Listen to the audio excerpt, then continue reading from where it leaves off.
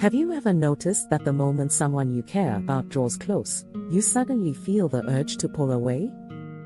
You might shower them with affection 1 minute, then retreat into silence the next, leaving them confused and you wondering what's wrong. According to Jung, these push-pull moments aren't random, they're rooted in the deepest layers of your psyche. Today, we'll uncover 7 hidden dynamics Jung identified that make us push away the very people we love most, and how to transform that pattern into genuine closeness. Stay with me, because once you understand why you do it, breaking the cycle becomes possible. 1. The fear of losing your autonomy. Imagine a scenario: you've just started to feel safe enough to share your dreams with someone, your creative ambitions, your private fears, and they respond with genuine interest. Suddenly, you catch yourself hesitating, changing the subject, or making a joke to lighten the mood. Inside, a quiet alarm bells: if I let them in too far, I'll lose myself. Jung wrote about the fear of the self, where the more we reveal our inner world, the more vulnerable we feel to being swallowed by the other's expectations. Pushing away becomes a defense, preserving your autonomy. You think, if I give them too much access, I may never get it back. In practice, this looks like ghosting after a deep conversation, or minimizing your feelings the moment they respond with empathy. You're testing the waters: can I share this without drowning in closeness? The irony is, by retreating, you reaffirm the fear, closeness becomes a threat. Notice the moment your guard goes up. Breathe and remind yourself that sharing doesn't erase your individuality. You can be fully you, even when someone cares. Consciously title your next retreat as taking a pause, not shutting down, and set a timer: text back in 30 minutes. That tiny act of re-engagement rewires your autonomy versus attachment tension. 2. The unconscious projection of childhood wounds. Think back to a time when a caregiver let you down. Perhaps they were distant, critical, or inconsistent. Jung described these experiences as complexes that lodge in our unconscious. When someone begins to love you in that familiar, yet unsteady way, you unconsciously relive those old wounds. Fear spikes: here comes disappointment again. So you push them away to avoid the anticipated hurt. It's not about them, it's a replay of a pattern you learned long ago. You might accuse them of not caring enough, or see flaws in their words to justify your retreat, anything to prove the scenario is the same as before, so you can brace yourself. When you sense disappointment before it even arrives, pause and ask: is this me or them? Visualize that old scenario, then contrast it with the present reality. Tell yourself, they aren't my parent, I'm not trapped in that loop anymore. By distinguishing past from present, you weaken the grip of your unconscious projection and open space for genuine connection. 3. The shadow's desire for balance. Jung introduced the concept of the shadow, the parts of ourselves we deny or suppress: our anger, our neediness, our fears.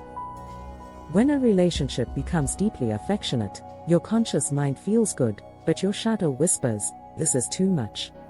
You're neglecting your own needs. To restore balance, you unconsciously create tension by pulling away.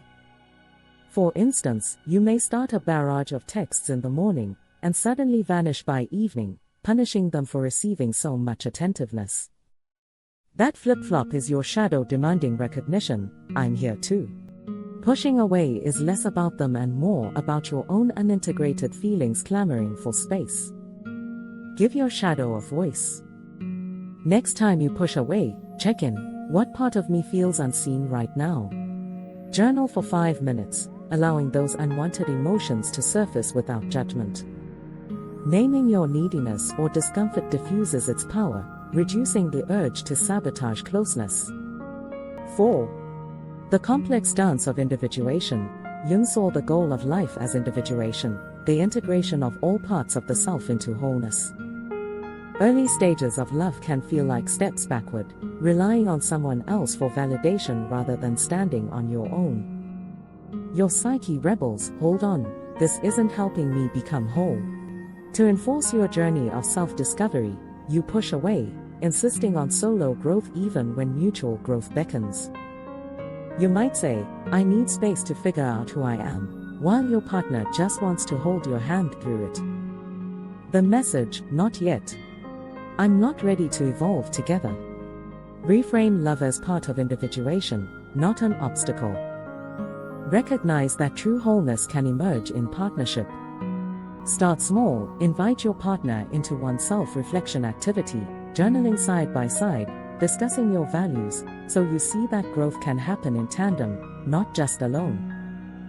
5. The anima/animus mirror effect. Jung proposed the anima, the unconscious feminine in men, and animus, the unconscious masculine in women. When we fall in love, we connect with these inner images. Yet when that reflection grows too bright, when someone mirrors our ideal selves, we flinch. This isn't me, we think, it's an illusion. You push away to prove to yourself the reflection was incomplete. For example, your partner compliments you on your talents, and you respond with self-deprecation. You only say that because you love me? It's a reflex, rejecting the mirroring so you can rediscover your authentic flaws and strengths on your own terms. Accept the mirror. Next time they praise you, thank them and ask, what makes you see that in me? That curiosity cements your authenticity, reinforcing you're not just an ideal, they see the real you, shadows and all. 6. The alchemy of tension and growth. Jung believed that tension is the crucible of transformation. Ironically, pushing people away can create just enough friction to spark personal and relational growth. You might withdraw to trigger a crisis, hoping they'll fight to keep you. When they do, you feel valued, but you've manufactured a test. This dynamic, creating conflict to gauge love's strength, keeps your growth alive but also strains the bond. Real love doesn't need manufactured crises, yet it thrives on genuine challenges that both partners face together. Instead of retreating to spark drama, invite authentic challenges. If you're feeling insecure, say so directly. I'm afraid of losing you, can we talk about it? That honest tension fuels transformation without manipulation. 7. The path to integration, turning push-pull into push together. All these dynamics boil down to one thing, your psyche seeking integration. Pushing people away is an unconscious attempt to restore balance, but it achieves the opposite, fracturing trust and connection. Jung's path forward is integration, acknowledging each part of yourself, your fears, your shadows, your desire for autonomy, and inviting your partner to walk with you through those inner landscapes. Practically, you can turn push-pull into push together by introducing rituals of co-regulation, a shared breathing exercise when tension rises, a mutual check-in question, what part of me feels distant right now? Or weekly integration hours where you explore dreams or shadow elements side by side. Integration transforms unconscious retreats into conscious choices. When you feel the urge to push away, reach out instead, share the urge itself. I feel the old pattern pulling me back. I want to stay connected, but I'm scared. Can we navigate this together? That vulnerability dissolves the need for defense and invites your partner into the wholeness you're building. Let's revisit the 7 Jungian dynamics that make us push away the people we love when we feel closest: fear of losing autonomy, protecting your individuality, projection of childhood wounds, reliving old hurts in new love, shadow's quest for balance, sabotaging intimacy to honor hidden needs, individuation's solo urge, prioritizing personal growth over partnership, anima/animus mirror coil, rejecting idealized reflections, alchemy of tension, manufacturing crises for growth, integration's call, transforming push-pull into mutual evolution. Each insight shows that pushing away isn't rejection of love, it's a call from your deepest self for healing, wholeness, and genuine connection.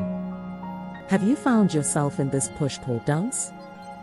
Share which dynamic resonates most for you in the comments. Your story might be the bridge someone else needs.